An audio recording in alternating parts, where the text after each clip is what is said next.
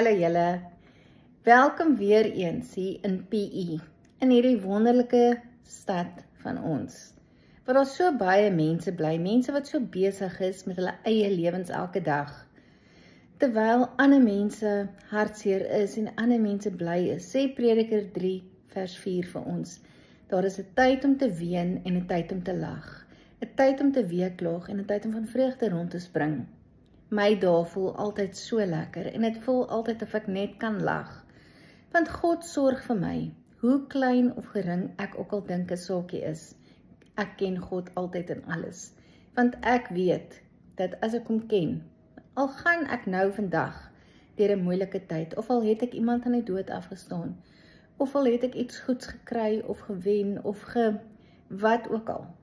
God is altyd daar en maak seker dat jy hom deel maak van al die dinge wat in jou lewe plaasvind, sodat jy ook van vreugde kan rondspring in elke oomblik van jou lewe. Al is dit net in jou hart, maak seker dat jy vir Vader ken in alles, in al jou besluite wat jy doen, sodat jy daai tyd van vreugde en lag kan elke dag kan aanskou.